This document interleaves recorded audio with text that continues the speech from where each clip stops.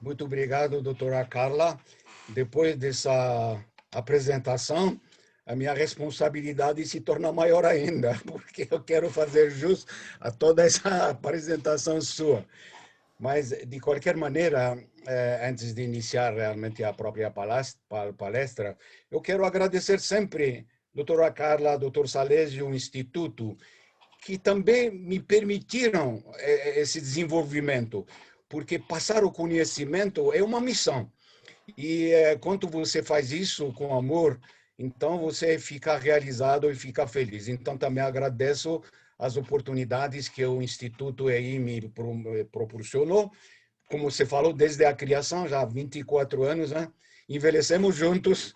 Então, e eu estou sabendo que o Instituto, agora, como você falou no último live aí, que está crescendo, vocês estão construindo mais ainda e que daqui a pouco vai ter mais salas para aqueles que estão se formando para poder atuar. Então, estão de parabéns, eu agradeço também essa oportunidade que estou revendo aqui ex-alunos que agora são discípulos, porque já são psicanalistas formados, estão atuando na psicanálise, e isso me dá um prazer enorme, porque quando você vê um aluno realizado e se torna colega, você diz assim, missão cumprida, porque você fez a sua parte. E eu acho que essa missão cumprida dá também a sustentação para chegar a ser um super idoso, porque você está sempre em atividade e feliz por contribuir. Então, eu queria só dizer duas palavras sobre a palestra em si, antes de iniciar. Uma das felicidades minhas, quando eu estou convidado, especialmente aí pelo Instituto, eu pergunto qual é o tema, eles me falam um tema livre, você escolhe o tema. Então, isso me dá aquela oportunidade de eu verificar o que seria mais interessante neste presente momento. E como Uhum. nesse presente momento, eu falei, não, desta vez eu não vou falar disso, eu vou fugir desse assunto, porque ele já está sendo maçante para todos nós. Então, eu escolhi um assunto de, vamos dizer assim, oferecer uma possibilidade de um crescimento pessoal. É como se fosse uma autoterapia. Então, o assunto que eu coloquei seria o poder transcendental da mente e do pensamento. Nós vamos verificar como esse poder está dentro de nós, como ele atua e como nós podemos aproveitar e usufruir dele adequadamente para o nosso próprio bem e o bem da sociedade em geral. Agora eu quero entrar na palestra, como que eu faço aí? Eu entro no, pelo menos, eu vou colocar o PowerPoint, vamos ver o que vai acontecer. Sim. É isso, só um segundinho, por gentileza. Aí apareceu a apresentação de slides desde o começo. Bom, eu estou agora com o PowerPoint e eu vou O senhor pode. colocar share, né? Isso, compartilhar tela. Há coisas que eu preciso aprender mesmo, não adianta. E essa é uma das características da vitalidade, né? Enquanto tem vida, nós estamos aprendendo, estamos nos desafiando. Uhum. Espera, aí não está me aparecendo o share. Só um minuto, por favor. Sim. Agora apareceu. Onde que está? Aqui. Share screen. Tá. E aí, então. Não, aqui, o share screen, o poder transcendental. Então, como que ele vai chegar para vocês? Eu tô, eu tô com ele aqui. Tá. O senhor consegue ver na sua tela? Ele vai É, pedir, eu estou vendo o screen total e o PowerPoint. Como que eu passo ele para vocês? clique em cima do PowerPoint e, de- Certo? e depois num botãozinho que tem abaixo dele um quadradinho.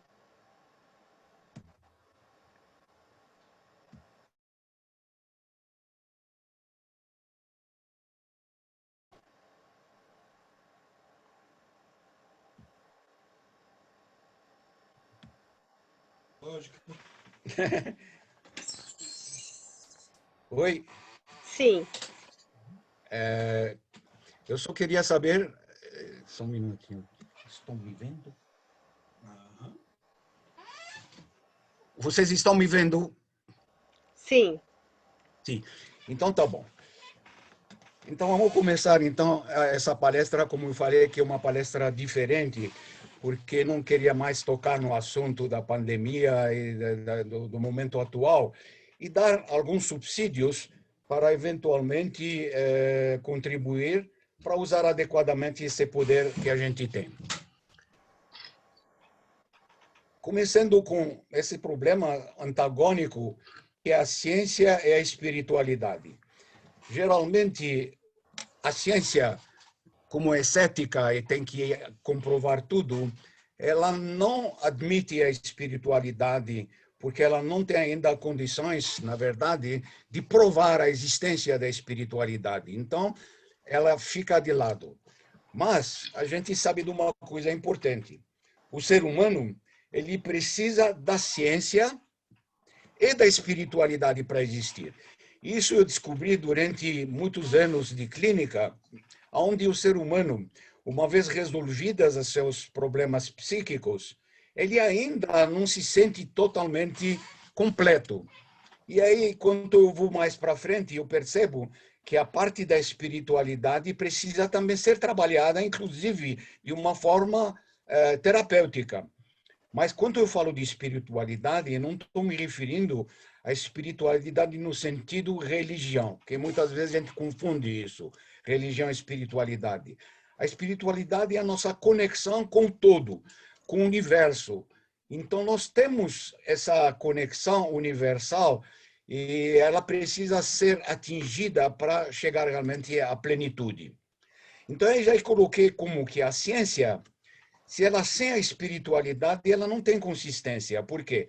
Muitas vezes nós temos fatos na nossa vida que cientificamente não conseguimos provar, mas eles existem, são evidências. Eu dou, por exemplo, amor, sentimento. Todo mundo sente e todo mundo tem amor. Agora, me comprova cientificamente o sentimento, o que você sente, o que é amor, é impossível, mas é uma evidência. Então, por isso que eu digo, a ciência, ela precisa aceitar a espiritualidade para ter mais consistência, porque simplesmente não chegou ainda ao ponto de ter metodologia para comprovar. Então, a espiritualidade também, em contrapartida, sem a ciência, ela não tem uma evidência, porque as outras pessoas que são outro lado, não acreditam na ciência como, vamos dizer, a essência da vida, então não há uma evidência, porque você precisa das duas para existir. Então, sendo assim, se nós aceitamos a ideia que somos criados à imagem e semelhança de Deus ou do universo, nós podemos nos considerar como uma pessoa ou uma criatura magnífica, uma pessoa maravilhosa e, o mais importante, com poderes ilimitados. Basta a gente saber encontrar esses poderes e usar eles adequadamente, que aí nós realmente entraremos nesse poder imenso que nós temos para o nosso benefício e o benefício da humanidade. Então, você pode ter, fazer e ser tudo aquilo que você deseja. Só que aqui eu coloco um ponto muito importante. Você não pode desejar alguma coisa que não é ética, que é contraditória, que é uma coisa que não serve aos interesses da humanidade. Você precisa desejar algo nessa linha da espiritualidade, nessa linha da bondade, nessa linha do fazer o bem, da solidariedade. Aí, se você deseja e querer que isso aconteça, você precisa decidir e se focar nessas decisões para atrair todos os seus desejos, porque o poder, vamos verificar dentro da palestra, vai mostrar que quando nós temos um pensamento e lançamos ele adequadamente, ele vai atrair esses desejos e esses desejos podem se tornar realidade. Como? Eu vou falar um pouquinho do histórico aí dessa linha que é de pensamento. Nós sabemos muito bem que o universo é regido por leis que são imutáveis e que não dependem da vontade do homem.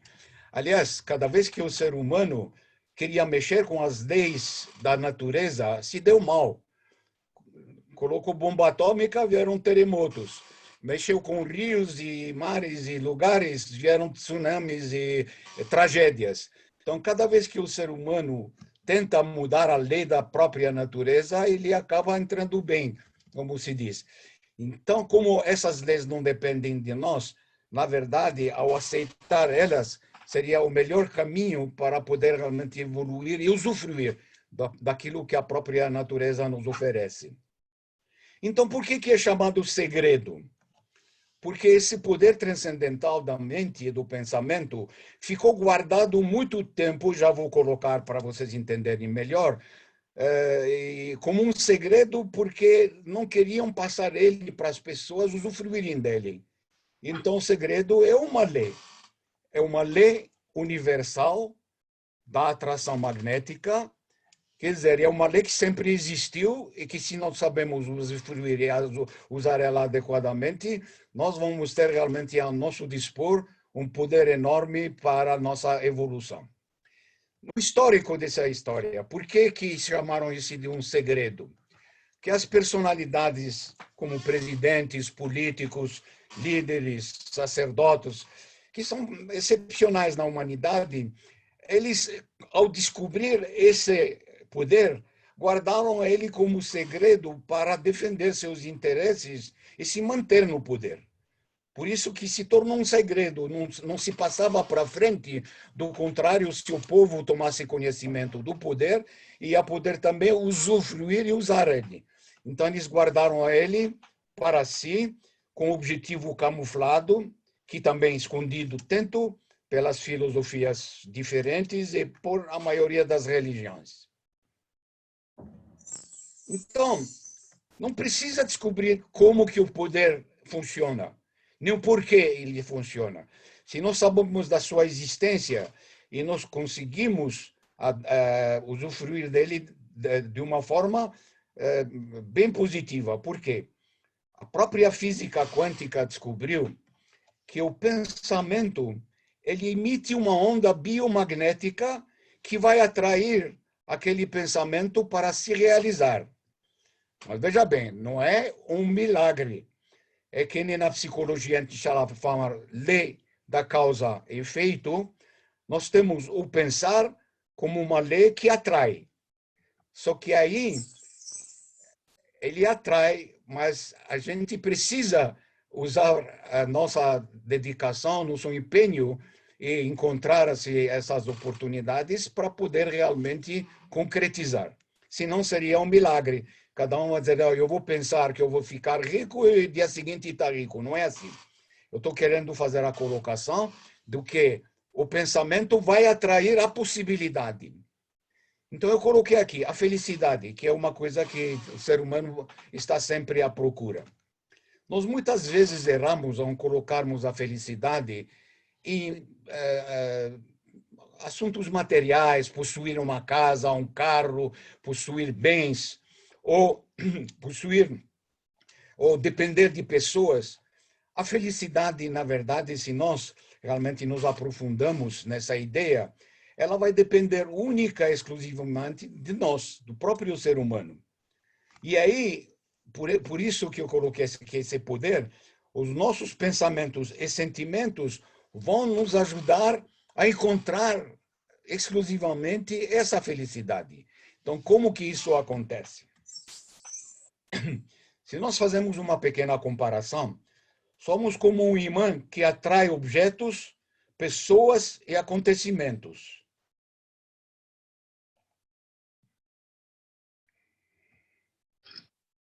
E essa atração da energia, que chamamos de energia magnética, ela ocorre 24 horas por dia, com ou sem a nossa vontade, consciente ou inconscientemente. para a coisa boa ou ruim, tanto no passado, no presente ou no futuro. Então, se ela está o tempo todo em ação, essa atração magnética, nós podemos corrigir a tempo os nossos próprios pensamentos para tornar aqueles que são ruins em bons e para poder usufruir melhor e adequadamente. Então, o poder da intenção, que é também parte do próprio pensamento, ela vai afetar o nosso dia a dia. Então, vale a pena ter sempre boas intenções, porque com as boas intenções, nós vamos ter também, dia a dia, resultados positivos, magníficos. Então, nós precisamos aprender a trabalhar nosso pensamento e se colocar num sentimento real de vivência. Ou seja, quando você pensa, como, por exemplo, possuir um bem, só você se veja possuindo esse bem, essa casa, esse carro. Se você quer entrar num relacionamento bom, se veja já entrando. Quer dizer, você está jogando para o universo um pensamento para atrair as possibilidades. Então, se pensa sempre no presente e sempre afirmando aquilo que você quer. Porque o universo, ele vai trazer a inspiração, a oportunidade e as condições. Então, por isso que eu digo aí, não é um milagre pensar positivo que vai acontecer. Você apenas vai encontrar a inspiração, você vai verificar a oportunidade e as condições, aí cabe a você fazer a sua parte. O que significa pensar para poder realizar um desejo não é suficiente, porque apenas ao pensar você jogou a ideia, você vai atrair as oportunidades através da dedicação, do trabalho e do empenho para tornar realidade o próprio desejo. Então, se nós temos esse poder na mão, nós podemos acreditar que a vida é maravilhosa, é fantástica, fenomenal, porque aí nós já temos em mãos e possuímos o segredo, que seria o poder da mente, o poder do pensamento. Então, se nós temos isso em mãos, ficaria só um sadista usar ele em detrimento dele. Se nós usamos ele em nosso benefício, a vida se torna realmente fantástica, maravilhosa. Importante também que a gente se aceita. Aí o desejo vai se tornar uma ordem. Então, vou passar para você algumas dicas do segredo, como usar. Como usar esse segredo? Como usar esse poder? Pedir primeiro o que se deseja. Aí você pode, eventualmente, usar todos os seus sentidos. A vista, ao falar, tudo que é sentido pode ser usado para pedir aquilo que você deseja. E ter gratidão com antecedência do que você vai receber aquele ou concretizar aquele desejo. E por falar de gratidão, eu preciso colocar 4 terminologias ou conceitos que são a base do comportamento humano ético. O primeiro seria o respeito, respeitar o outro. O segundo seria a humildade. A humildade não é a humildade no sentido pejorativo. A humildade é você ter o conhecimento, a sabedoria e não subjugar os outros se mostrando acima deles, mas passar essa sabedoria, esse conhecimento de uma forma humilde, de igual para igual. Então nós temos o respeito, a humildade e vem a gratidão. A gratidão é ser grato por tudo aquilo que acontece na nossa vida, tudo o que nós recebemos, tudo o que nós aprendemos, todos os bens, das amizades, enfim, ser grato a tudo que acontece de bom para nós. E, finalmente, outro pilar do comportamento seria o perdão, saber perdoar. Saber perdoar não significa você concordar ou pactuar com o erro do outro, mas perdoar significa você perdoar de não guardar dentro de si a mágoa ou o ressentimento que vão te prejudicar e se tornar mais tarde algo que vai te trazer, inclusive, doenças até físicas. Então, o perdão tem que ser compreendido de uma forma clara. Não estou pactuando com aquilo que outro fez de mal para mim, mas eu estou perdoando para eu não guardar e preservar essa mágoa e ressentimento dentro de mim. Então, passando isso, a lei da atração funciona melhor, mais corretamente e mais rapidamente, porque você já está agradecido com antecedência para que seu desejo se realize. Aí vem a resposta. Quando você já fez esse primeiro passo de colocar o desejo no universo, você tem que ficar atento, porque a resposta que o universo vai te trazer pela lei da atração é você estar atento às oportunidades que vão surgir na tua vida. Quantas vezes a gente deixa escapar dia a dia excelentes oportunidades porque a gente não fica atento do que a lei da atração universal colocou no nosso caminho. Então tem que saber observar e ficar atento para perceber as oportunidades e aí aproveitar delas para poder realmente realizar. E aí entram as emoções. As nossas emoções ajudam muito a você se alinhar com aquilo que você pedir. De que maneira?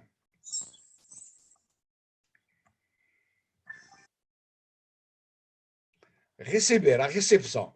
Quer dizer, você se alinhar e ficar num lugar e na hora certa para seguir aquelas coordenadas que as suas emoções te trouxeram no momento que você fez o pedido. E as emoções são, nós sabemos muito bem, boas ou más. As boas emoções vão colocar para nós no caminho certo e na hora certa. E as emoções ruins no caminho errado. Então, eu sempre coloco essa questão das emoções para amigos, familiares e até para pacientes, porque quando nós enfrentamos uma decisão que é um pouco complicada e queremos decidir para saber se nós estamos no caminho certo, a gente tem que parar um pouco, relaxar e fazer uma pergunta para o coração, para as emoções, e ficar calmo e tranquilo, escutando as emoções. Se você colocar a decisão e aguarda a resposta da emoção, se a emoção está tranquila, está boa, está te deixando em paz, segue o caminho porque a decisão é correta. Se você encontra, digamos, alguma dificuldade, se você encontra que você não tá bem com você mesmo, é melhor adiar porque há a possibilidade do que aquela decisão pode não dar certo ou até prejudicar. Então, a emoção, como a própria intuição, tem que ser usadas adequadamente e ao nosso favor. E aí, nesse momento, nós temos que aprender a gerar sentimentos e possuir, que já possuímos, aliás, o que nós já desejamos. Nesse momento, eu vou colocar esse segredo, esse poder, em 4 momentos da nossa vida. Primeiro, em relação às nossas relações. Todo mundo sabe que a paixão é uma experiência mágica poderosa, mas ela, na verdade, é de curta duração, porque a paixão vem. O que acontece com a paixão? Após aquele entusiasmo muito grande, inicial, que deixa a gente não só entusiasmado, mas querendo que aquilo se realize de imediato, vem a realidade de compartilhar a nossa vida com a outra pessoa, se já queremos nos relacionar com ela. E aí, esse momento pode transformar a paixão em um relacionamento que pode ou não se desenvolver ou se romper definitivamente. Todo mundo sabe, todo mundo passou por essa experiência. Uma paixão pode durar um pouco, pode não durar quase nada, ou pode se tornar um relacionamento efetivo, sólido e permanente. Então, de que depende essa mudança, essa transformação da paixão nesse momento, vamos dizer, mais de relacionamento estável? As crenças que nós temos em relação a mitos que são do amor, que fazemos a respeito do romance e das influências. Todo mundo se influencia vendo televisão, um filme, lendo um romance. Quantas vezes a gente se identifica com com pessoas dentro desculpe, eu vou voltar para trás, dentro daquele filme, daquela televisão, como que chamam aí, as novelas, até de um livro. Então, nós cometemos alguns erros para a escolha dos nossos relacionamentos. Vamos ver quais são os erros mais comuns que acontecem para que o nosso relacionamento não der certo. Depois eu vou falar quais são aqueles que são necessários para dar certo. O primeiro, assumir compromisso prematuramente antes de conhecer suficientemente a pessoa. Muitas vezes, naquela primeira paixão, antes ainda de conhecer a pessoa, nós já fazemos promessas, compromissos. Já prometemos viagem para Bermudas, para Miami, para Paris, já falamos de noivado, às vezes a gente já falamos de casamento, ou a gente já fala de lua de mel, antes ainda de conhecer a pessoa. Então, se você tomar um compromisso dessa forma prematura, pode até dar certo, mas é muito difícil do que isso dê certo sempre, sem você conhecer primeiro e suficientemente o parceiro. Então, esse é um tipo muito comum que nós precisamos evitar para não tomar compromisso de uma forma precipitada, logo no primeiro encontro, nos poucos encontros. Agora, tem pessoas, e aí nós temos muitos e muitos exemplos, que se apaixonam apenas pelo potencial ou a imagem pública do outro. Quer dizer, na verdade, a paixão nesse momento, ela não é para a pessoa, ela é pela imagem pública. Basta, eu vou citar casualmente agora o presidente, ou aliás, que daqui a pouco talvez não vai ser mais presidente, o Trump e outros, e vocês vão verificar que muitos dos relacionamentos são mais relacionados à imagem pública e não à pessoa em si. Então, nós temos que evitar esse tipo também de relacionamento. Continuando nos erros, não estar disponível para outro relacionamento. Simplesmente, nós não podemos assumir um relacionamento se nós estamos em outro. E tem muita gente que faz isso. Com certeza, isso vai criar conflitos e provavelmente não vai dar certo como um relacionamento, novo relacionamento estável. Então, a disponibilidade é importante para termos escolher um novo relacionamento. Nós temos outro relacionamento que é se juntar apenas por motivos alheios. Por exemplo, não temos o que fazer, encontramos uma pessoa simpática, vamos tomar café junto, vamos jantar, vamos tomar um vinho, acabamos nos ligando, mas o que eles chamam assim na gíria popular, amizade amorosa, vamos... E aí é lógico que isso não tem consistência para poder continuar como um relacionamento estável. Aí, em contrapartida, agora eu vou falar de algumas qualidades para procurar um parceiro no sentido de um relacionamento bom, estável, um relacionamento que vai proporcionar para nós um crescimento, etc. Primeiro, um compromisso nosso com o crescimento pessoal. Porque se a pessoa estagnada e não se esforça e não quer crescer, então, se tornar melhor, com certeza fica parada e seu cônjuge vai melhorando, então vai haver uma discrepância entre os dois. Então, nós temos que tomar um compromisso de um crescimento permanente o tempo todo com a gente mesmo, através do estudo, da pesquisa, da leitura, das palestras, enfim, de tudo aquilo, da sabedoria, tudo aquilo que vai trazer para nós uma evolução, um desenvolvimento, um crescimento pessoal. Abertura emocional. Todos os psicanalistas sabem que a maioria dos conflitos e das patologias psíquicas são relacionadas a nossos recarques e repressões de emoções durante o nosso crescimento, durante a nossa vida. Então, especialmente quando existe uma repressão social, moral, religiosa muito forte, nós deixamos nossas emoções não resolvidas E como durante a nossa vida elas querem se manifestar de alguma maneira e não encontram uma abertura, um caminho, elas acabam explodindo em doenças até físicas, fora das psíquicas, o que a medicina psicossomática estuda e realmente está cada vez aderindo, do que uma emoção mal resolvida pode desencadear uma doença psicossomática, inclusive que pode se tornar bastante perigosa e até fatal. Então, abertura emocional é se permitir para se abrir com amigos, com familiares, para ter o acesso ao seu mundo interior, sem muita, vamos dizer, sem muitos bloqueios. Continuando nessa qualidade de procurar parceiro, é lógico a integridade. Nós temos que procurar alguém que seja honesto com ele mesmo, com o parceiro e com os outros. Com certeza, não vai ser legal a gente procurar um parceiro que sabidamente ele é corrupto, desonesto, bandido.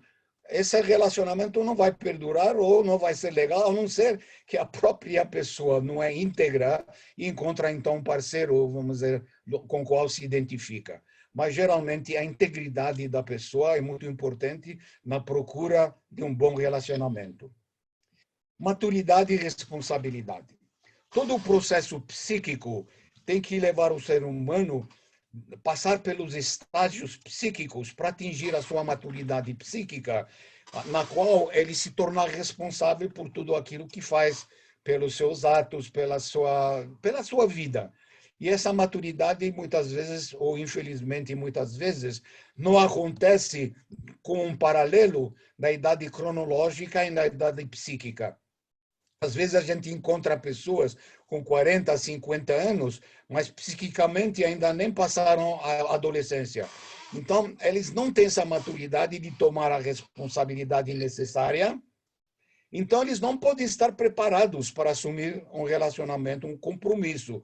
Tenho certeza que aqui os colegas psicanalistas já tiveram casos de pessoas de 40 ou mais, até 50, solteirões que não ainda fundaram família, justamente por falta dessa maturidade ou da responsabilidade do compromisso.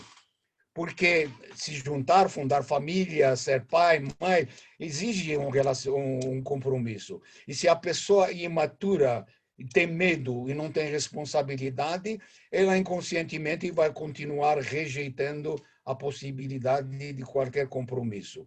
E todo mundo sabe que ao tratar realmente o ser humano e levando ele a atingir a sua maturidade psíquica e tornando-se responsável, então ele assume.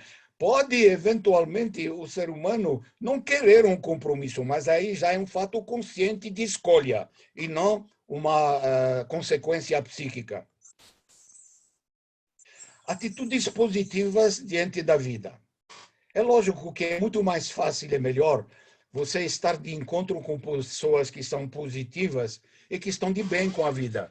Imagina se você se relaciona com uma pessoa que logo que acorda de manhã vai se queixar, vai achar que a vida é difícil.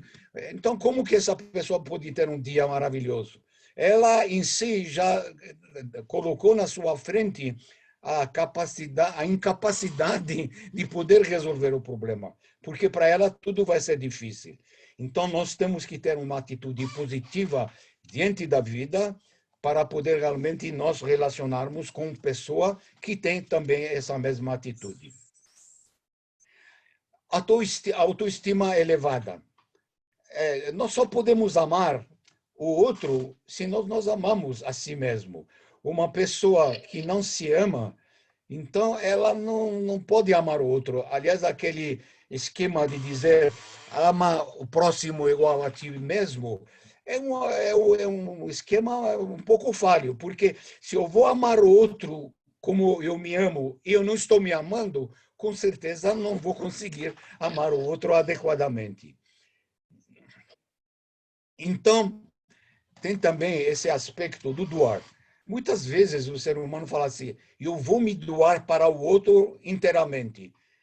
É errado, porque se doar inteiramente para o outro é se negativar, praticamente você se torna, vamos dizer, você se anula.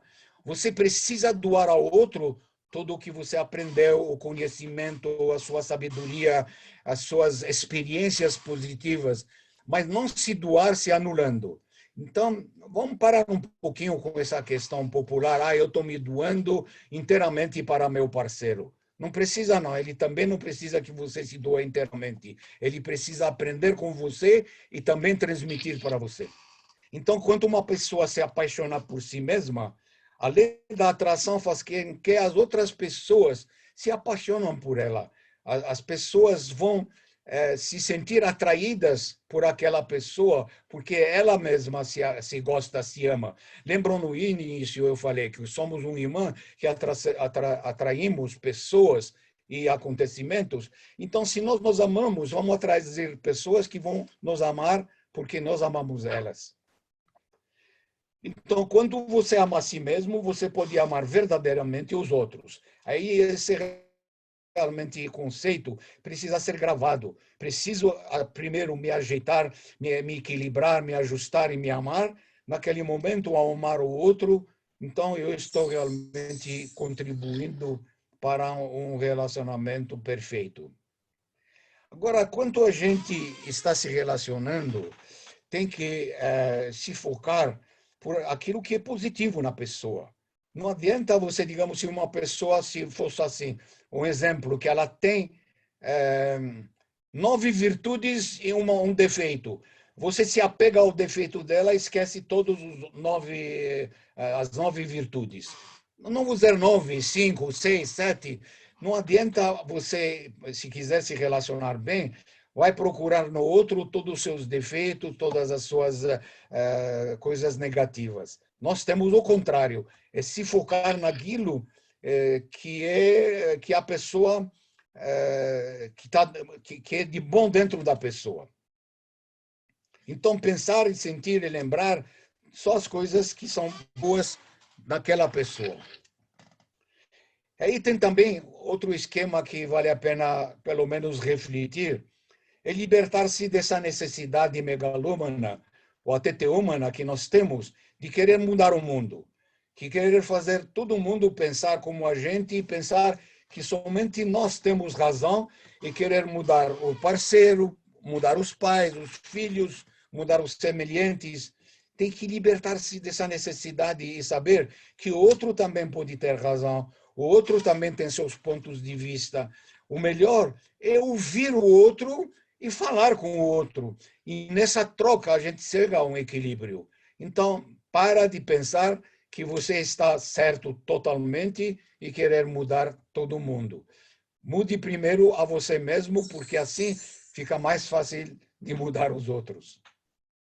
Nós temos isso aqui também, um aspecto psicanalítico que todo mundo sabe, que os vínculos que a gente traz pelas nossas crenças, tanto filosóficas, religiosas, todas as programações mentais inconscientes que trazemos pela escola, pela religião, pelo ambiente, vão fazer parte ou vão ser responsáveis, muitas vezes, pelo nosso sofrimento na nossa vida afetiva e amorosa, íntima, no momento atual. Porque eles estão lá inconscientes e eles querem se manifestar e vão se manifestando, provocando sofrimento, porque nós estamos indo contra essas crenças ou esses vínculos. E daí, inclusive, um dos aspectos do tratamento psicanalítico, pelo menos que eu faço muito com os meus pacientes, é trabalhar com eles essas crenças e fazer eles se desvincularem conscientemente delas para poder seguir o seu próprio caminho com liberdade. Muitas vezes o ser humano não quer fazer vínculo dessas crenças porque ele acha que ele está ofendendo as tradições, ofendendo a religião, enquanto ele, então, nesse momento, está indo contra a sua própria liberdade de escolha e de ver a vida do jeito que ele está vivendo no momento atual. Então, essas programações inconscientes do passado precisam realmente ser elaboradas para que a pessoa possa melhorar a sua vida afetiva e amorosa. Eu tenho ainda um pouco de tempo, Carla. Tem sim, Oi? doutor Colombo. Tem tempo sim. Então, aí tem o segredo é a saúde. Eu acho que esse aqui também é um assunto muito importante. Eu coloco o segredo, que você, todo mundo já entende, que se refere ao poder que a gente tem da mente e do pensamento em relação à própria saúde. Bom, primeiro, reconhecer que nosso estado de saúde é, na maioria das vezes, resultado dos nossos pensamentos e sentimentos do passado. Como já tinha feito a colocação, se nós temos pensamentos, sentimentos e emoções não resolvidas, elas, em algum momento, vão poder estourar dentro do nosso corpo como uma doença psicossomática. E aí, a gente chega a uma conclusão partindo desse conceito, que a saúde, ela não é apenas a ausência de um sintoma ou da doença. Muitas vezes a gente fala, bom, eu não estou sentindo nenhum sintoma, eu não estou doente, então eu sou saudável. Na verdade, não é, não. A verdadeira saúde, ela é relacionada ao funcionamento harmônico que existe entre o corpo, a mente, a psique e o espírito. Ela é um estado de paz interior, essa verdadeira saúde, que é de tranquilidade que vai permitir para nós realizar nossos objetivos, aspirações, satisfazer adequadamente as nossas necessidades, mudar sempre para melhor, dar para nós a capacidade de enfrentar e vencer melhor todas as adversidades. Nesse momento aí podemos nos sentir como pessoas saudáveis, e não apenas quando a gente não tem sintoma ou não tem nenhuma doença. E aí eu fiz essa colocação do que a mente humana é o fator mais importante e poderoso para qualquer cura, aliás, para qualquer doença. Do mesmo jeito que nosso pensamento pode nos levar para um distúrbio molecular dentro do nosso organismo e provocar uma doença, nós podemos também usar o nosso pensamento para a própria cura. Porque todas as doenças, ou não digo todas, a maioria das doenças são resultados do estresse, que é físico, mental, emocional ou espiritual. E, na verdade, ele pode ser também a combinação entre um outro ou de todos eles. Então, como funciona? A doença, ela é o alarme, é um chamamento da nossa atenção para algo que está em desequilíbrio, algo que está errado em nós. Então, a doença surge como um alerta à necessidade de mudar o nosso ritmo. Aliás, eu faço questão de contar uma história de um paciente que a cada 3, 4 meses ele ficava doente e ele era internado no hospital. Então, o que acontece? Ele desenvolvia doenças diferentes cada vez para ser internado. E na análise, nós estávamos conversando e ele me disse: Olha, doutor, quando eu estou no hospital, eu estou bem tratado, as enfermeiras são carinhosas, os médicos são atenciosos, a comida vem no momento certo, eu estou tranquilo. Eu volto para casa, é um inferno, eu tenho que enfrentar a minha mulher, brigas, meus filhos. Então, inconscientemente, para fugir de todo aquele esquema todo negativo da vivência, desencadeia uma doença que é um alarme para ele fugir. Então, a necessidade de mudar nosso ritmo, porque nós temos um ritmo e um limite que nós não podemos ultrapassar. Nós somos seres humanos. Toda pessoa que se dedica demais a seu trabalho, esquecendo da sua vida pessoal, afetiva, etc., acaba sendo prejudicada e mais cedo ou mais tarde vai desenvolver alguma doença. Então, nós temos um limite e não podemos ultrapassar esse limite. Senão, vem o choque, que é o estresse. Aí, quando nós entramos no estresse, nós temos uma reação do nosso organismo, que são justamente estímulos para vamos dizer, esses estímulos externos, que são também internos, e aí que vão levar a gente a uma necessidade de lutar, fugir, parar, para começar de novo. Então, vamos ver como nós podemos superar e vencer o estresse usando esse segredo do poder da mente.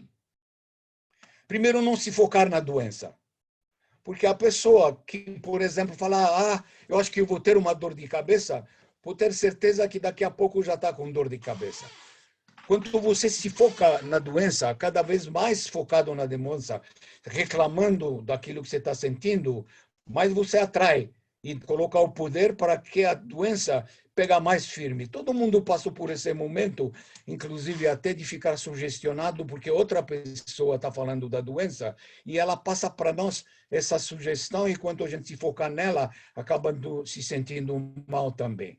Então, não se focar na própria doença.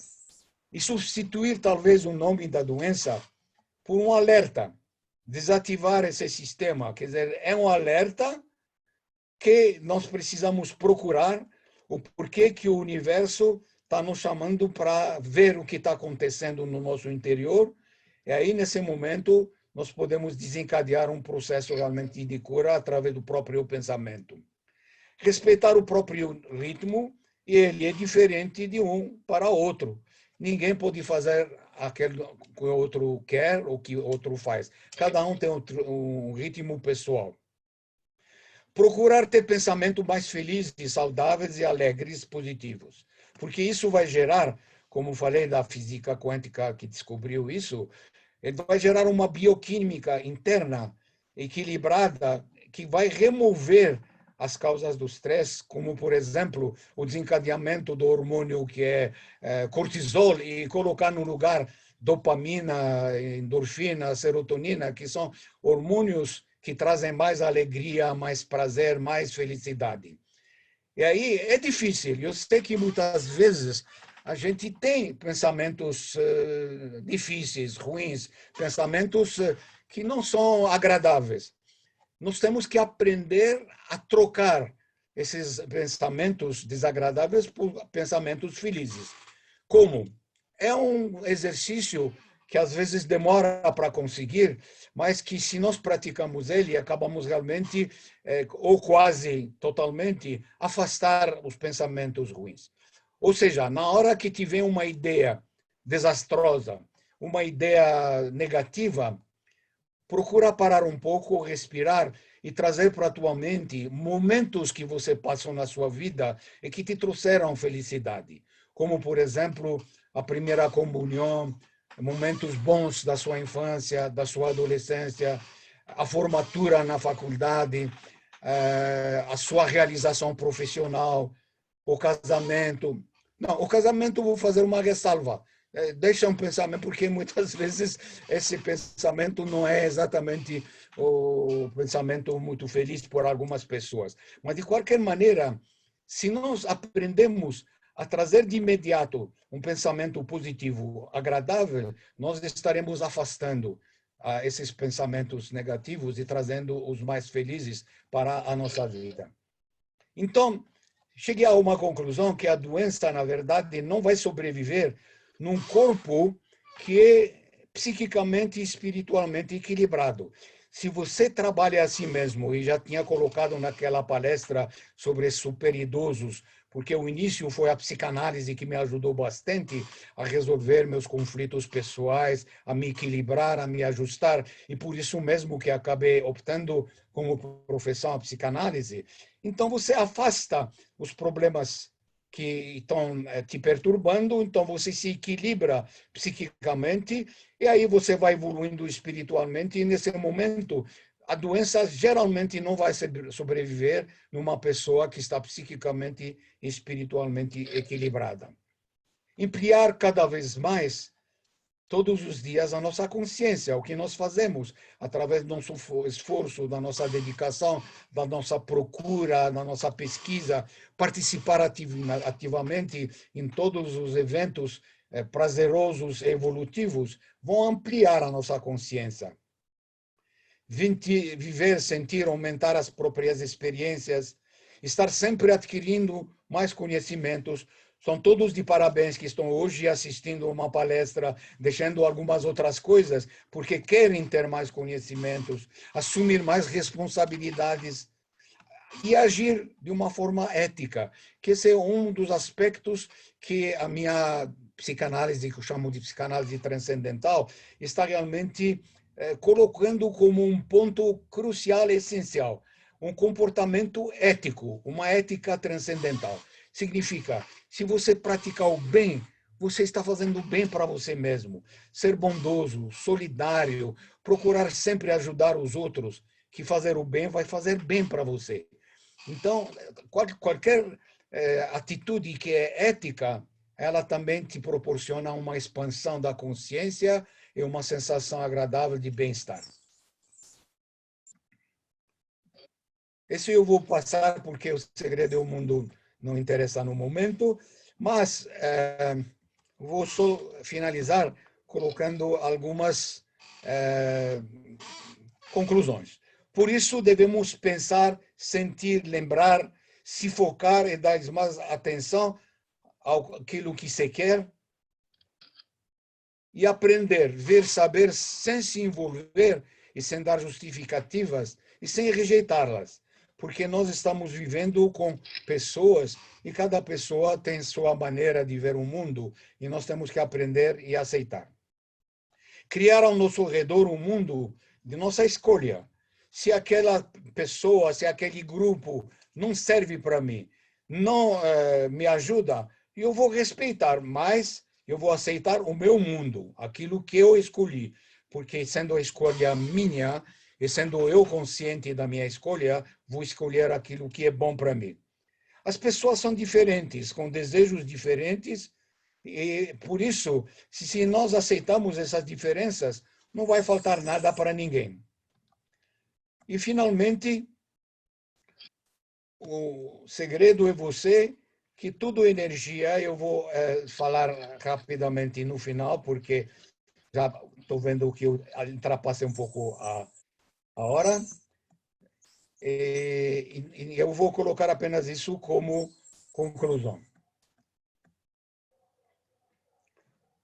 Portanto, você precisa aprender a se libertar das crenças e pensamentos perniciosos, dos padrões hereditários que não servem nesse momento, dos vínculos culturais e religiosos que não realmente te ajudam nesse momento atual, e começar a dizer assim: o poder está dentro de você e você tem o controle total sobre ele. Se você pensar assim, conseguir pensar assim, você está desvendado o maior segredo de usar adequadamente seu poder em seu próprio benefício. Tenho dito. Obrigado a todos.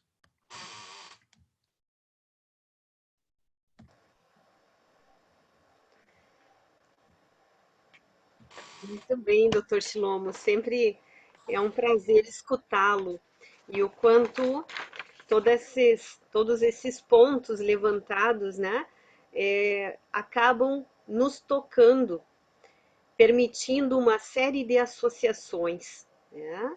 Mas eu gostaria de destacar, principalmente na sua fala inicial, a importância dessa questão do poder da intenção, mas também a ética desse poder, né? Então, me parece que aqui tem um diferencial sobre o desejar também algo bom ao outro, né?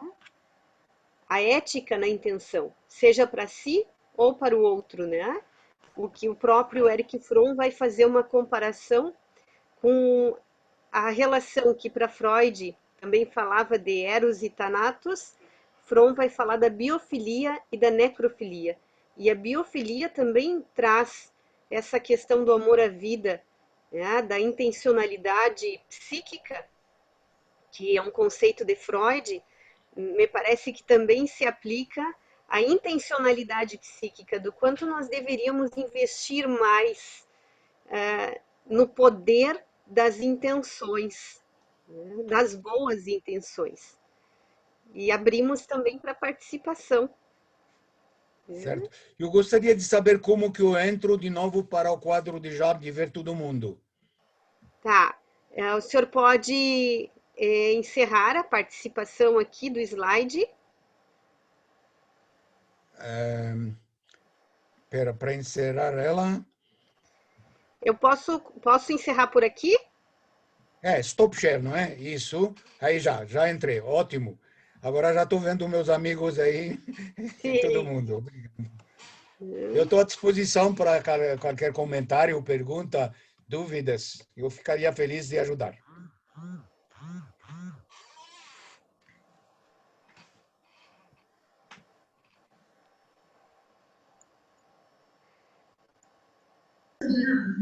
Pois, Doutora Carla, permite? Boa sim. noite. Doutor Shilomo, boa noite. Boa noite, Gusmões. Primeiramente, agradecer pelo convite e agradecer por essa brilhante exposição. Tudo o que foi dito é muito importante,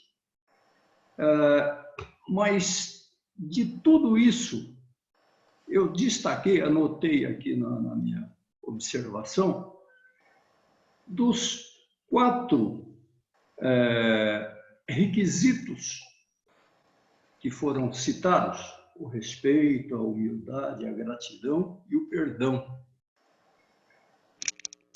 Eu tenho sempre tido uma dificuldade com relação ao perdão. E não com relação ao perdão ao meu semelhante. O meu juiz, para mim, ele é extremamente rigoroso.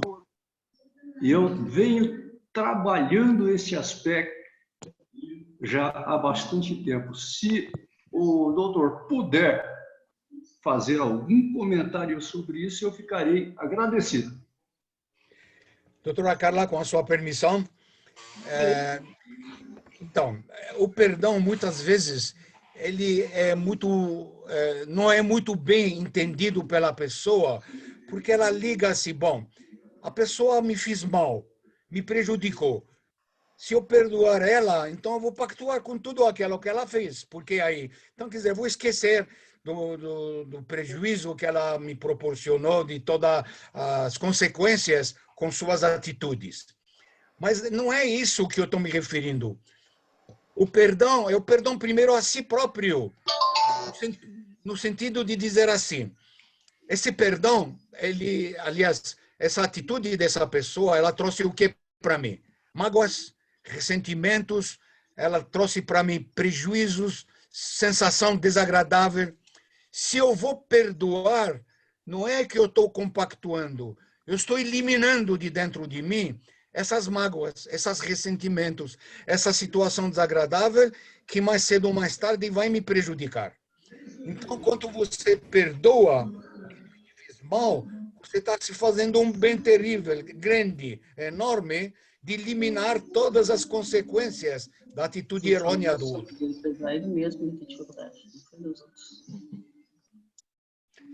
Está claro para você, Gusmões? Ah, sim, fico claro e fico muito agradecido pela atenção. Muito obrigado, doutora.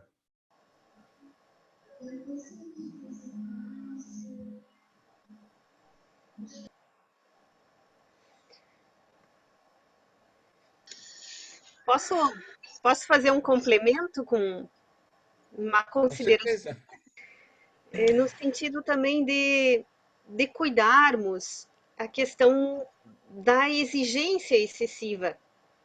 Muitas vezes uma exigência muito rigorosa, muito intensa, né, pode intensificar esta autocobrança, a dificuldade de perdoar-se pelos equívocos.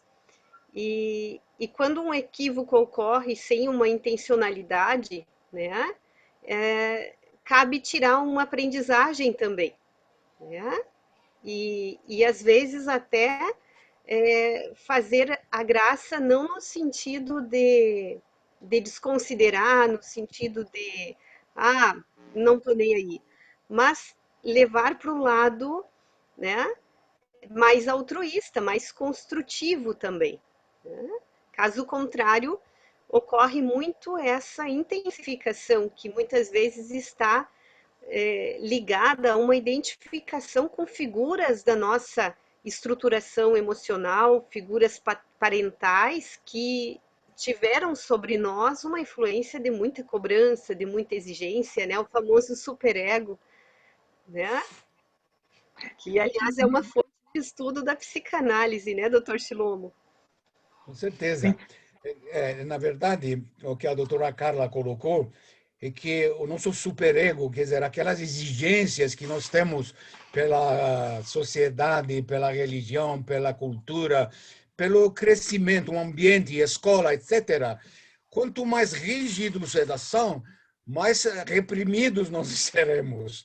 Então, nós precisamos saber se libertar disso e dessas próprias exigências, e mais importante, saber onde estão nossos limites.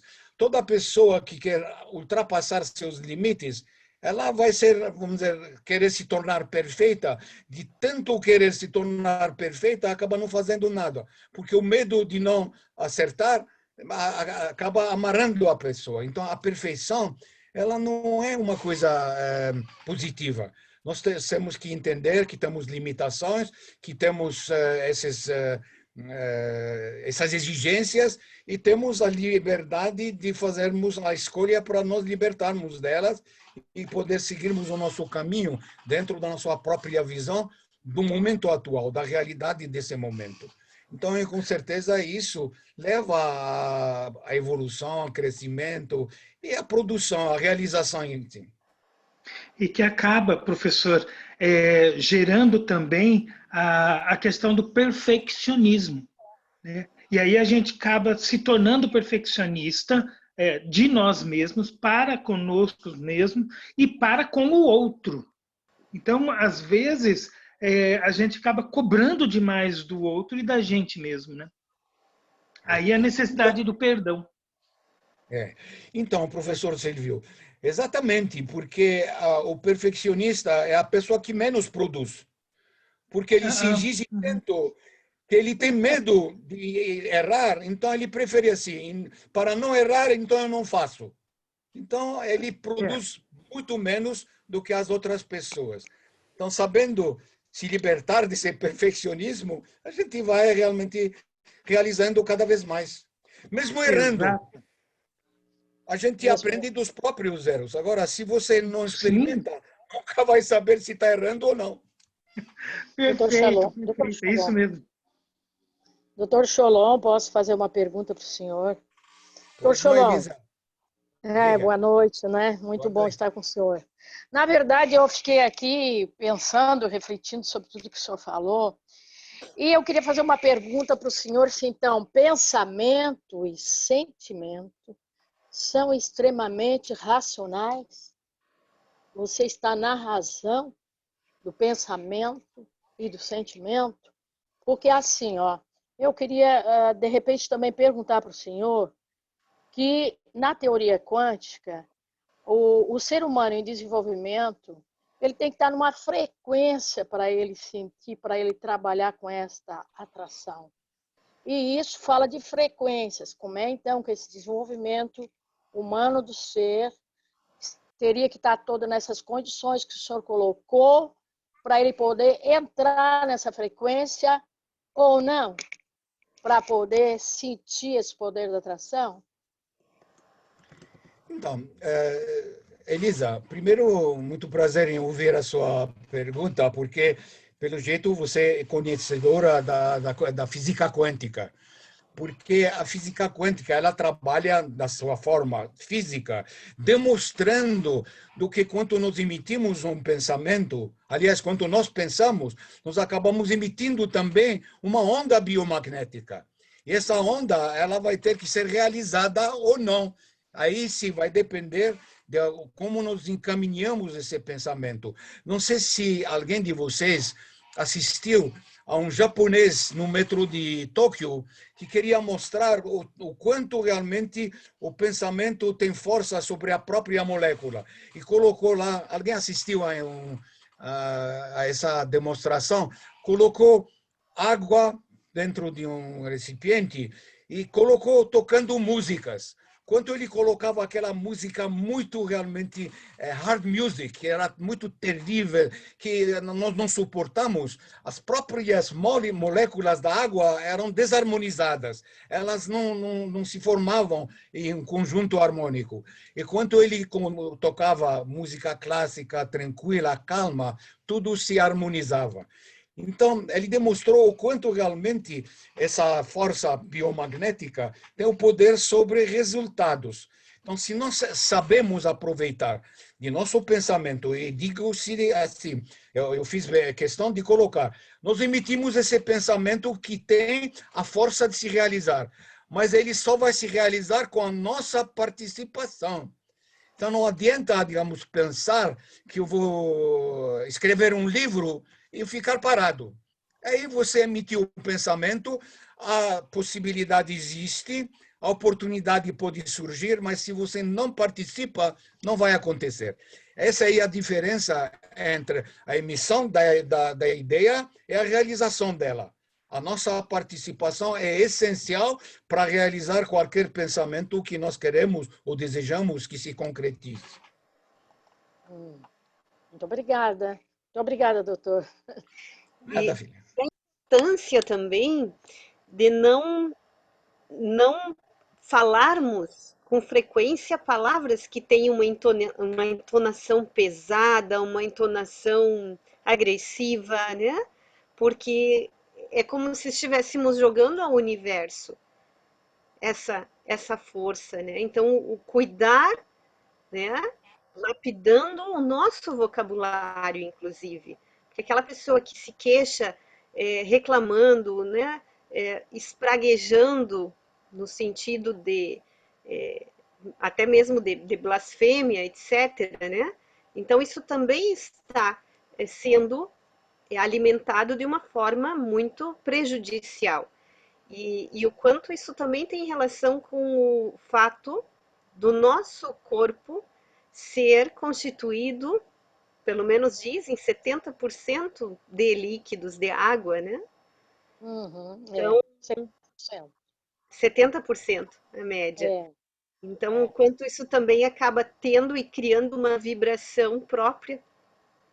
E aí o ambiente, tem uma outra experiência, doutor Shlomo, não sei se o senhor chegou a acompanhar. Eu, além de acompanhar no YouTube, também acompanhei crianças que fizeram de fato essa experiência caseira, que é com um arroz. Pegar 2 porções de arroz da mesma panela, dividir em 2 recipientes. E uma das porções emitir várias palavras saudáveis. E na outra, várias palavras prejudiciais, né? Negativas, consideradas negativas. Aquele arroz que recebeu as palavras ruins, ele embolora. E o outro não. Então, doutora Carla, na verdade, não é só a palavra, a entonação é importante. Vou dar um exemplo simples para vocês entenderem, que uma estudante estava fora do país e, de repente, está precisando de dinheiro para continuar sobrevivendo. Então, ela manda assim, uma mensagem de voz para o pai. Pai, me manda dinheiro que eu estou precisando. Não mandou. Agora, quanto ela entendeu? Pai, me mandar o dinheiro que eu estou precisando? Aí o pai mandou. Quer dizer, a maneira com a qual nós falamos, a própria entonação de voz, até pelas mesmas palavras, é importante. Então, nós temos que estar muito atentos quando nós falamos com o outro, de que maneira nós estamos falando. Se é uma maneira afetuosa, carinhosa, de comunicação, ou se é uma maneira, mesmo com as mesmas palavras, impositiva e autoritária. Então, até a maneira e a entonação tem muito a ver com a resposta do outro. Boa noite, doutor Shlomo. Tudo bem? Eu sou o Alberto. Alberto e depois o dele. Isso. Não, assim, me chamou particularmente, toda a sua palestra sempre é muito motivante, muito gostosa de assistir e ouvir. Mas no final o senhor destacou uma questão que para nós é muito complexa, tanto como profissionais, psicanalistas, como com nossos pacientes, que é romper com padrões de crenças e modelos que em larga medida são inconscientes para que a gente possa se permitir evoluir. Isso, de fato, é sempre um desafio e que, de repente, se o senhor pudesse falar um pouco mais, como é que a gente pode usar essa energia psíquica para a gente tentar atuar sobre isso? Obrigado, Alberto, né? Alberto que estava falando. A tua pergunta é muito pertinente e realmente é muito importante. É verdade que, primeiro, antes de a gente agir com o paciente para esse desvínculo, precisa analisar com ele se este é o vínculo que está atrapalhando a vida dele. Por exemplo, se ele teve pais muito honestos, muito trabalhadores, muito carinhosos, mas, por outro lado, muito severos e autoritários, você não vai fazer ele se desvincular da honestidade e do carinho. Você vai fazer ele se desvincular o quê? Daquele momento que ele gravou dentro de si de sofrimento pelo autoritarismo do pai. Então, o vínculo tem que ser estudado pelo psicanalista para saber se é um vínculo positivo ou negativo. Se é negativo, se você percebe que é este o vínculo que está bloqueando a evolução e a cura, a terapia, aí sim você tem que trabalhar para ele querer se desvincular em primeiro lugar, e ele, aceitando conscientemente que quer se desvincular, ele vai perceber que isso vai fazer bem.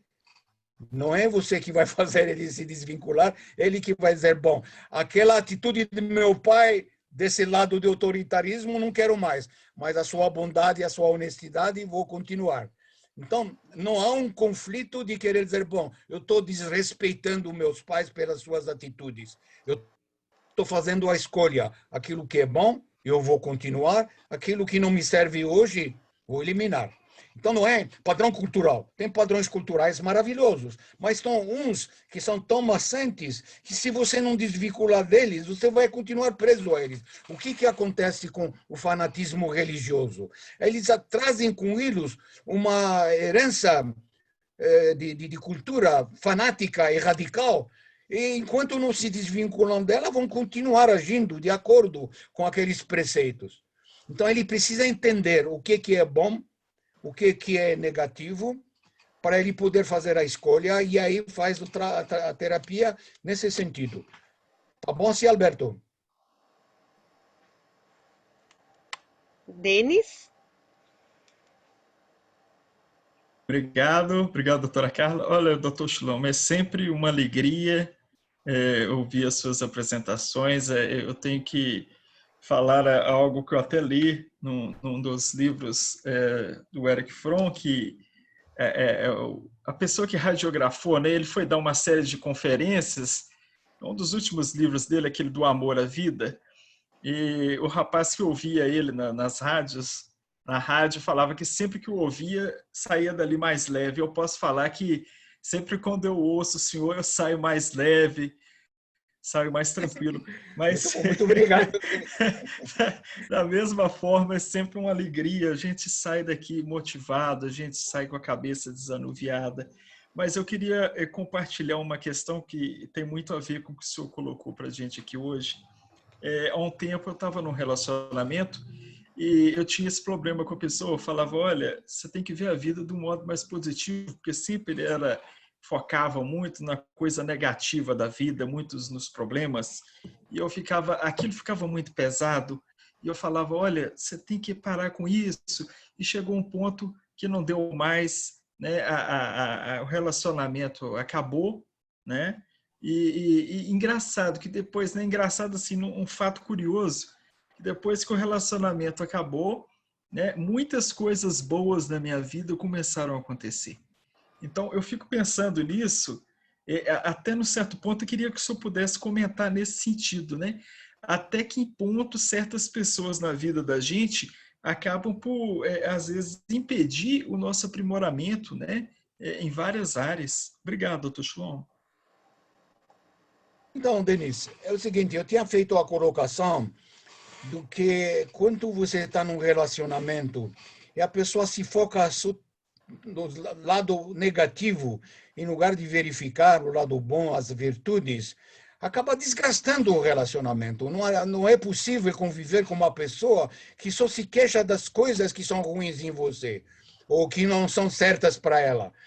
Isso me fez lembrar que eu recebi esses dias um WhatsApp que eu achei engraçado.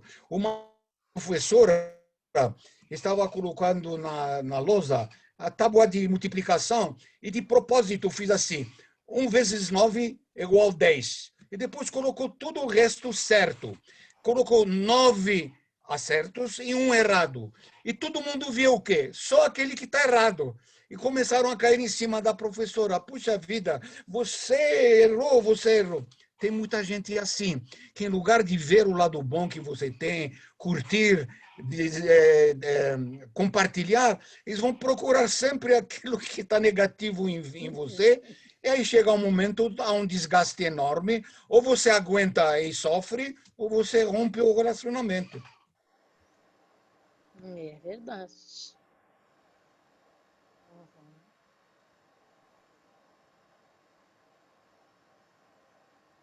Obrigado, doutor Shalom. Nada, Denise. Posso falar, Carla? Ou tem Sim. alguém? Cleonice. Doutor Shilomo, eu fico pensando, doutor Shilomo, se você consegue sentir o quanto nos faz bem lhe ouvir. Se você consegue sentir, falando de emoções, né? Como a gente se sente feliz por poder ouvi-lo. E eu gostaria de colocar algo que eu penso a respeito do que o Gusmões falou em relação ao auto-perdão, né, da dificuldade de nos proporcionarmos o auto-perdão.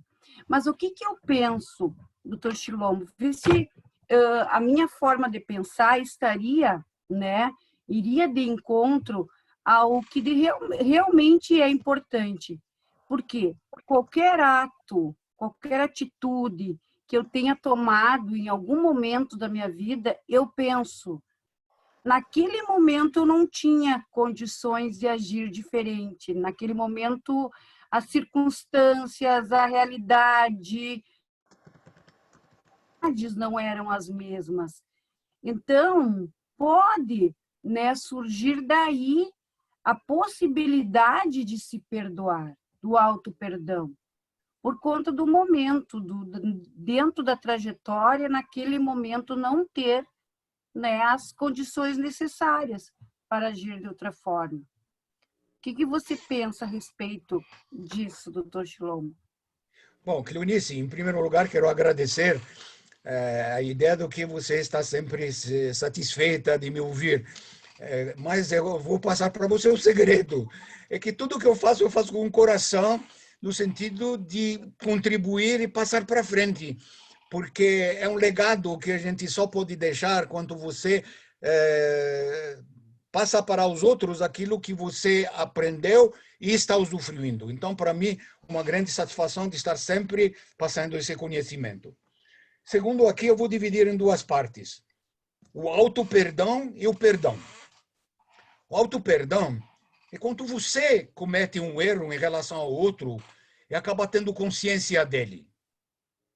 Que, aliás, a consciência dos nossos erros ou da nosso comportamento errôneo é o primeiro passo para a cura. Porque, na verdade, ninguém, ou não ninguém, senão seria grave, a maioria das pessoas acha que aquilo que ela está fazendo é certo, mas ela está ofendendo o outro, ela está humilhando o outro, está pisando no outro, e não percebe. Então, no momento que a pessoa tem essa consciência que cometeu um erro com o outro, a primeira coisa que tem que fazer é procurar remediar a esse erro. Tem que ter humildade, porque aí você tem que ir para a pessoa e dizer, por exemplo, para ela, humildemente, me perdoe, porque eu não tive intenção, ou estava num momento de exaltação, ou que acabei pensando melhor, eu acho que você tem razão. É muita virtude para fazer isso, porque o ser humano é muito teimoso. Ele acha que não errou, então não vai pedir perdão. Então, esse é o primeiro passo, que, aliás, no judaísmo, para aqueles que conhecem, existe um dia no ano que a gente chama o Dia do Perdão. E nesse Dia do Perdão, está escrito claramente, pedir perdão para o próximo é mais importante do que pedir perdão a Deus. Porque você, na ofensa que você faz para o outro, ele precisa sentir que você reconheceu que você prejudicou. Então, o auto-perdão, nesse sentido, é ter essa humildade e ir e falar para o outro, errei, me desculpe, e como eu posso remediar. E se você criou um prejuízo até patrimonial ou material, procure até consertar. O que é difícil, mas é a dica que eu estou dando pela sua pergunta. E a outra pergunta, como o Guzmão fez, é perdoar o outro pelo mal que te procurou. Então, eu repito de novo, insisto, você pactuou com tudo aquilo que fez. Quando você é prejudicada, é magoada, é ressentida, você guarda esses sentimentos negativos dentro de você. E como eu expliquei, em vários momentos na vida, esses sentimentos vão querer explodir de alguma forma. Então, vão te trazer o quê? Patologias que possam ser, eventualmente, físicas, psíquicas, espirituais ou três juntos. No momento que você vai perdoar, você continua mantendo a sua posição que o outro errou, que o outro não agiu corretamente, mas você limpa teu coração dessas emoções negativas. Você não sente mais nem a mágoa, nem o ressentimento, nem o prejuízo. E naquele momento o que se fez bem para você mesma, porque você acaba fazendo como se fosse uma autoanálise de limpeza, de exteriorização de uma sensação negativa. Então, aí, o perdão nos dois sentidos só faz bem para a pessoa que adotar o perdão como uma das 4 pilares do comportamento humano, como o Guzmão tinha lembrando, o respeito, a gratidão, a humildade e o perdão. Muito obrigada, doutor Shilom. Doutor Shilom, no caso, quando alguém nos magoa e que a gente se frustra, essa frustração ela pode ser benéfica, inclusive, para a gente, porque a gente pode chegar a outro estágio, o senhor entende dessa forma? Se a gente, por exemplo, entender por que o outro nos ofendeu, a princípio nos frustramos, mas essa frustração pode, às vezes, até nos dar força para nós chegarmos a outro estágio. Isso é possível? Olha, Elisa, com certeza, muitas vezes a gente leva ao coração mágoas e ressentimentos que não são justificáveis, porque entendemos de uma forma diferente e, às vezes, distorcida. Eu vou dar um exemplo para você entender. Dentro de uma prova de classe, você vê teu amigo errando e você não fala nada para ele, quer dizer, você está deixando ele errar de propósito e provavelmente para ele não passar ou para não te superar. No momento que você está falando para o outro que ele está errado, você estaria contribuindo para ele não errar. Mas ele pode entender que você está fazendo uma crítica para ele, que ele não está certo. Então, é óbvio que nós podemos aprender daquilo que o outro nos coloca, desde que temos a humildade de fazer uma avaliação com discernimento justa e honesta. Aí, naquele momento, aquele que eventualmente podíamos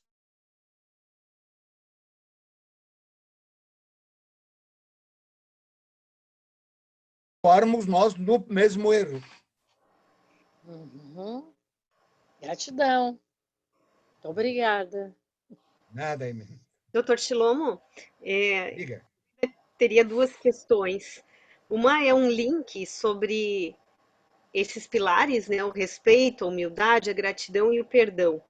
Mas na humildade entra também algo a ser praticado na nossa área. Eu costumo dizer que o psicanalista, ele é um profissional privilegiado por ser o único profissional que tem como exigência na sua formação o tratamento. Então, nos tratamos para poder tratar. É o único profissional em todas as áreas que passa pelo tripé analítico. E aí, nesse tripé, onde entra o papel da supervisão, para que se estabeleça um par na supervisão, também é necessária a humildade, o respeito. Infelizmente, a gente acaba percebendo que, às vezes, é um ponto que pode criar um impasse, né? Quando o profissional acha que está pronto, acha que já aprendeu e não se coloca mais nessa posição de seguir buscando, né, o olhar de fora, no sentido de contribuição, né? O que mais, né? O que mais eu posso expandir, né? O que eu não estou vendo? Esse processo, né? Que também é ético. Então, Carla, doutora Carla, uma coisa importante que sempre colocou na minha frente para continuar aprendendo essa humildade é as palavras do próprio Sócrates, quando ele falou assim: agora sei que nada sei. Quer dizer, o que ele quis dizer com isso? Que a vida é sempre um aprendizado, não existe que eu já sei tudo. Infelizmente, doutora Carla, muitos profissionais, não querendo mexer com nenhuma profissão, mas vamos falar dos profissionais da área da saúde, psicólogos, médicos, psicanalistas e outros, eles chegam a um ponto de dizer, bom, agora já sei tudo. E se colocam numa postura vamos dizer, de megalomania. Bom, você entra, não mexe comigo porque eu sou dono da verdade. E não é isso. A supervisão, ela vem nos ensinar que precisamos continuar o tempo todo nos aperfeiçoando até o fim da vida, porque nós não somos perfeitos. Nós temos um processo de aperfeiçoamento e esse processo precisa continuar sempre. Essa é uma humildade. E a humildade é passar aquilo que você sabe de igual para igual e não de cima para baixo. Não é olhar de outro, olha, ele não sabe, então desnivelar. Não, você passa com amor aquilo que você sabe, porque o outro também pode te passar e te ensinar coisas. Esse que é a troca. O que a Cleonice falou nesse sentido é que realmente quando eu passo para meus alunos, eu estou aprendendo, porque cada um com a sua colocação me acrescenta. Então, eu sou humilde de dizer, de todos os meus alunos, eu estou aprendendo mais do que eu estou passando. Então, esse é o fato que leva o ser humano a uma sensação de humildade verdadeira e não de humilhação. Perfeito. E a outra questão, não quero abusar do tempo e nem da sua disponibilidade. Não estou à vontade com vocês. Eu estou passando com amor as coisas. Então, tudo bem. Que tem a ver com a apresentação inicial da live, de como que o senhor se sentiu nessa pesquisa, sendo estudado pelos 3 anos, né? Então, como foi essa experiência? Então, na verdade, quando me chamaram para a pesquisa, eu logo disse, olha, lógico, eu estou sempre pronto para saber e aprender cada vez mais. E aí começaram as entrevistas, os exames, inclusive exames muito aperfeiçoados por aparelhagem ultramoderna de tomografias, etc. E olha, aí sem falta modéstia, com humildade. Um certo momento, o pesquisador principal, que é o Dr. Adalberto, ele falou para mim, vou te fazer uma confidência, uma revelação. Eu falei, bom, eu estou à disposição. Depois de todas as entrevistas, os testes e os exames, o senhor está com um cérebro de 50 anos. Falei, escuta, você está brincando comigo? Ele falou, não, esses são os resultados da nossa pesquisa, por isso que a gente está te chamando de super idoso. Fiquei feliz, obviamente, quase que não acreditei. Mas depois eu comecei a pensar comigo, não, sem falsa modéstia, eu vou verificar as minhas atividades na minha idade com uma pessoa da mesma idade. Eu fiz a comparação e entendi do que realmente o meu esforço, a minha dedicação, o meu estudo, a minha atividade me mantiveram assim, aceso, lúcido e ativo, como um jovem de 50, 60 anos, para não dizer 50. Na época, há 3 anos falou de 50, agora vamos dizer 60. Como a própria doutora Laís, lá em Londres, acabou dizendo que eu estou agindo mais ou menos como 50, 60 anos. Então, o que acontece? Realmente, isso me deu a entender que eu não sou uma pessoa especial. É que eu segui normas e comportamentos que eu estou passando para os outros como uma contribuição.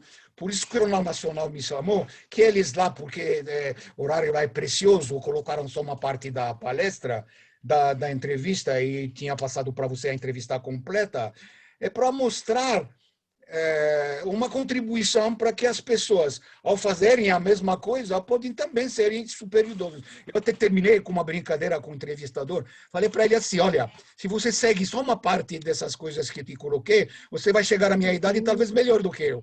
Então, o que eu quero dizer, não é que eu sou especial, todo ser humano é especial, mas ele tem a parte a fazer, que é a parte dele.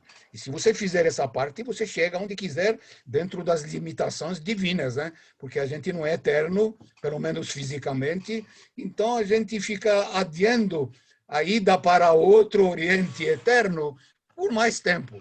E dentro da lucidez, longe do Alzheimer, e com a cabeça tranquila, e com o prazer de estar sempre em companhia de jovens como vocês aqui, que dão um prazer em trocar ideias. Posso fazer uma pergunta? Por favor. É uma grande honra ouvir o senhor de novo, beber dessa fonte de sabedoria. E, sem querer fazer lisonja, todo mundo sabe que ele escuta, é uma constatação, né? Eu gostaria de perguntar para o senhor, nessa sua trajetória de vida, o que o senhor destacaria como... Claro que tem vários fatores, mas qual o fator que o senhor mais destacaria nessa sua trajetória para chegar... Claro, tem toda a questão, a gente sabe, herdada, né? Que isso tem grande importância. A questão é que muitos herdam uma grande vitalidade, mas não conseguem conservá-la. O que o senhor destacaria? Pensamentos? Vigiou muitos pensamentos nesse período? O que o senhor destacaria nessa trajetória aí? Olha, Jorge, muito prazer em ouvir você e saber da sua pergunta, que é realmente muito pertinente. Você me colocou numa situação um pouco delicada, porque eu queria dizer, todas elas são importantes, mas tem um primeiro passo. O primeiro passo foi a psicanálise. Eu estava com 17, 18 anos, com problemas sérios de distúrbios emocionais, por uma vivência também muito difícil, porque saí de um país, fui para Israel, teve muitas dificuldades de adaptação, língua, pessoas, problemas com os pais. Então, comecei a ter problemas, inclusive de ordem psicossomática. Então, a primeira coisa que eu fiz, eu queria resolver essas emoções. Então, eu ingressei para fazer psicanálise. A psicanálise me abriu o caminho dos dois lados. O primeiro, ela me permitiu resolver em parte, porque nunca resolvemos totalmente nossos problemas. Esse também é um ponto da humildade. A gente não resolve totalmente. A gente tem sempre alguma coisa para ser resolvida até o fim da vida. Mas, em parte, saí daquele quadro que era bloqueador, que me impedia de me expandir, inclusive de aprender. E naquele momento em diante, eu falei para mim mesmo, puxa vida, a psicanálise resolve. E eu já estava estudando outra coisa. Eu estava na Universidade de Jerusalém, fazendo ciências sociais, e quando cheguei no Brasil, eu tinha lido o livro do Joseph Murphy, A Importância do Inconsciente, que me chamou a atenção do que, aliás, se você realmente sabe usar adequadamente o inconsciente, você pode melhorar a tua vida. E aí comecei a pesquisar e procurar encontrar na psicanálise um caminho que seria um caminho profissional. No decorrer do tempo, caiu na minha mão, são causalidades, né? Na minha mão, outro livro de um grande psicólogo francês chamado Émile Coué. Émile Coué escreveu um livro diferente do Joseph Murphy, não a importância do inconsciente, mas a importância do consciente. Quer dizer, deu ênfase que nós temos um consciente que é nobre, e se nós sabemos usar ele adequadamente, ou seja, ele chamou autossugestão consciente, podemos realmente trilhar um excelente caminho na nossa vida. Jorge, esses são os caminhos que me levaram a realmente limpar tudo, mas pelo menos todos os espinhos que bloqueiam o ser humano para evoluir, para crescer. E é o fator que eu aprendi com Viktor Frankl, que seria dar um sentido para a minha vida e que nos momentos mais difíceis, quando você encontra um sentido, quando você colocar objetivo e projetos para você realizar, então você sabe o porquê você acorda de manhã. Então aquilo te anima, te motiva. Você tem algo que você vai realizar, que você vai fazer. Você tem pessoas que estão amando, esperando. Você tem pessoas que querem estar na tua presença. Então, tudo aquilo, esse sentido para a vida, foi o segundo fator que realmente também fortaleceu essa minha caminhada. Mas eu preciso falar no terceiro fator, porque assim não vou fazer, vamos dizer, discriminação. Um comportamento ético. Eu sempre procurei, na minha vida, pessoas que precisam. No anonimato. Então, a ajuda ao outro, eu aprendi isso no escotismo. Era escolteiro. E o escolteiro era obrigado a fazer uma boa ação todos os dias. Então, ter sentido para a vida, você levanta e fala, eu tenho uma boa ação para realizar. Tem uma ajuda para doar. Tem algo que você pode evitar que outra pessoa sofra. E você pratica. Você está fazendo bem para ela, mas para você mesmo. Você não sabe o quanto você se sente feliz de saber que aquela pessoa que estava lá abandonada e distorcida, de repente se reergue, vai trabalhar e vai fornecer, ser responsável pela família, e você vê os dois lados, como ela estava e como ela é, qual é o prazer e a satisfação que você tem por dentro, e aquilo que faz. Desperta os hormônios, como falei, da felicidade.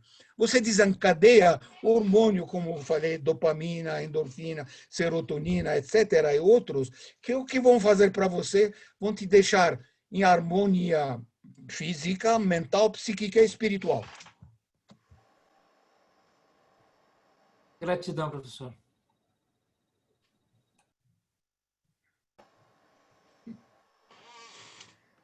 Deixa eu fazer um aviso que eu tinha falado do meu prazer de estar sempre levando conhecimento, e disse que hoje eu não vou falar da pandemia nem dessa situação que nós vivemos. Mas no dia 13 vou falar. No dia 13 vai haver que é promovido pelo Instituto, e esse seminário eu vou falar na minha parte sobre o estresse físico, psíquico, mental e espiritual nos tempos do Covid-19. Ou seja, eu vou passar um conhecimento dos fatores e das causas do estresse, de como lidar com o estresse, especialmente nessa época do Covid. Ou seja, falar dos aspectos específicos da pandemia e de como aprender a lidar com ela dentro daquilo que também, modestamente, eu tenho aprendido em relação ao próprio estresse. Então, aqueles que querem realmente também assistir, eu estou gostando de dessa troca de dia 13, a minha palestra vai ser para, acho que às 9h30 de sexta-feira, mas o seminário inteiro é um seminário fantástico, porque estamos vivenciando. Doutor Shlomo, boa noite. Posso falar, doutora Carla, ainda? Sim. Tudo bem, doutor Shlomo? Gratidão sempre pela sua presença e por participar dessa live. E de dizer também que dia 13 vou estar lá lhe assistindo com certeza. Já fiz minha inscrição, inclusive. E ouvindo todas as observações dessa noite, de todos, eu percebo assim o quanto a busca da gente como psicanalista é pela liberdade do ser mesmo, né? O quanto essa busca muitas vezes é silenciosa e o quanto essa conquista dessas coisas que o senhor colocou essa noite também é silenciosa. Inclusive quando agimos no bem, na ética, né? Porque a boca fala do que está cheio o coração, né? E quando ele tem esse desejo forte do amor, da bondade, eu acho que nos direciona realmente para seguir nossa intuição e entrar nesse padrão vibratório aí, que o senhor colocou da física quântica, e aproveitar as oportunidades de alguma forma que nos são presenteadas às vezes, né? E não é fácil esse caminho. E eu me vejo num momento assim de grande, esse sentimento de liberdade mesmo, e de conquista do ser humano. Eu acho que a psicanálise me proporcionou isso. Eu sou muito grata pela formação e pelo Instituto por isso, porque é quando parece que a gente encontra a missão de vida mesmo e aquilo que a gente sempre busca. Mas eu me vejo muitas vezes, e isso que eu gostaria que o senhor pudesse falar sobre isso, assim, do quanto também essa caminhada e essa conquista dessa liberdade muitas vezes também acaba nos tornando mais solitários em relação a convivências, assim. E eu sou muito grata pela rede de apoio que a gente tem na psicanálise, no Instituto, nas lives, porque eu acho que é isso que a gente precisa, né? A gente quer se libertar das correntes, né? E quem não se move não sente as correntes. Então, estamos aqui estudando para isso. Mas o quanto, assim, a mulher, e hoje eu falei isso em análise, inclusive com a minha psicanalista, por isso que eu gostaria de colocar, o quanto uma mulher, muitas vezes da nossa era agora, eu completei esse ano 48 anos, e sempre busquei essa liberdade aí. E o quanto culturalmente e socialmente isso muitas vezes nos pressiona, de que, no seguinte sentido, a cultura que nós tínhamos antes é de que a mulher tinha que ter um casamento, a mulher tinha que ter um filho, a mulher tinha que construir uma família. E eu sempre, apesar de ter tido relacionamento já, porque muitas vezes eu me questionava disso, será que eu estou errada de buscar algo mais? Eu buscava algo que eu não sabia o que era, né? E que hoje eu encontrei na psicanálise, porque parece que a cultura e a sociedade nos leva a, não, tem que ter o casamento, tem que ter o filho, e não que a gente não possa conciliar essas coisas, né? Eu acredito que a gente pode, mas muitas vezes quando a gente tem essas dependências aí, e eu vejo muito isso em amigas da minha idade que têm como uma dependência mesmo, ou a dependência do marido, ou a dependência emocional, ou a dependência do que aquilo proporciona, essas dependências, né? E o quanto essas dependências às vezes nos limitam e nos prendem. E eu acho que nos libertar delas é a nossa conquista como psicanalista. Não é fácil, mas eu vejo que é uma nova era para a mulher também, que assume isso. E isso não quer dizer que não compreenda o outro, não tenha empatia pelas escolhas do outro, mas quanto somos julgadas muitas vezes. Muitas vezes eu me pego tendo que voltar na minha história de vida e eu mesmo dizer para mim, não, Maristela, tu é uma pessoa, tu já se relacionou, porque eu fiquei casada praticamente dos 15 aos 40 anos, então eu tive um relacionamento de 25 anos, ok? Então, assim, tu tem essa capacidade de se relacionar com alguém. Eu já exerci o papel de mãe, de sobrinho, de irmãos, que eu tive que daí aprender com a psicanálise, que os papéis estavam invertidos. Então, de certa forma, a gente aprende um pouco também o que é ser mãe. Então, assim, mas o quanto é difícil isso para a mulher nessa nova era, e dessa liberdade, assim, de não ter necessidade dessas correntes, e o quanto ainda em relacionamentos os homens ainda exigem isso, exigem um compromisso, ou exigem colocar um nome nesse relacionamento. Ah, eu sou a esposa, eu sou o namorado, eu sou...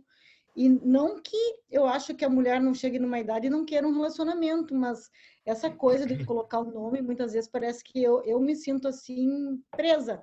E não é que não desejo relacionamento, mas assim, eu gostaria de algo que eu pudesse ser livre, né? Que eu nada que me impedisse a minha liberdade. E eu sinto que essas crenças, essa cultura, essa forma da sociedade ver a vida muitas vezes nos prende.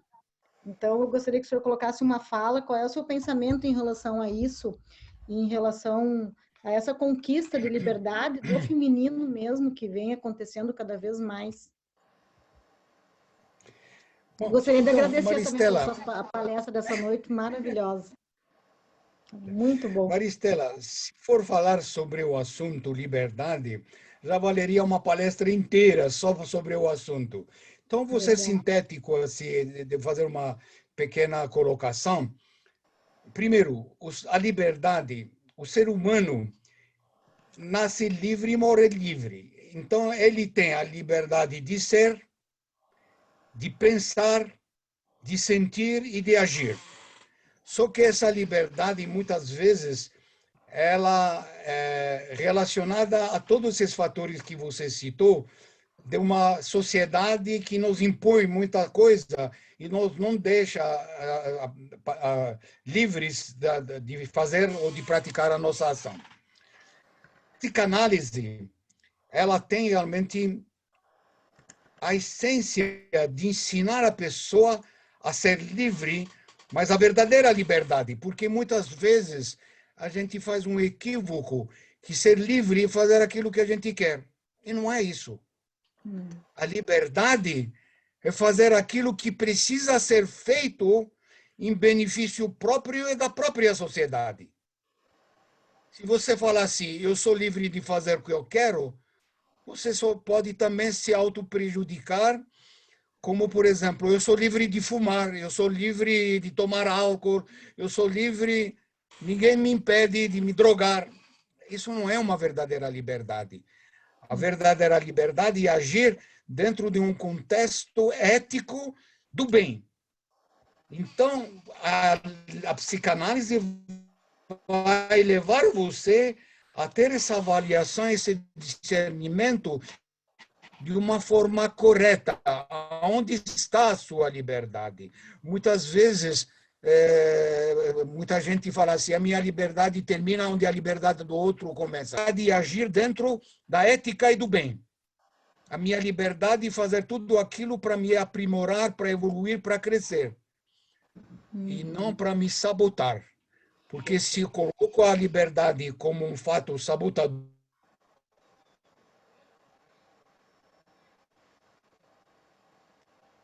Travou um pouquinho.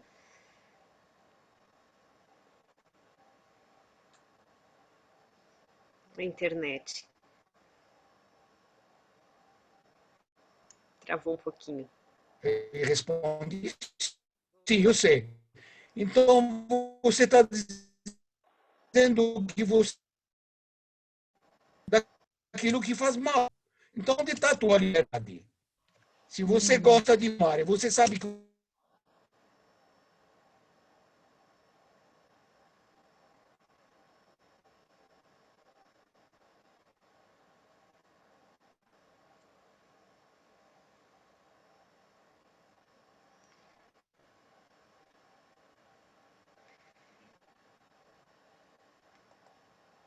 Dona Frida, acho que caiu a conexão do Dr. Chilomo.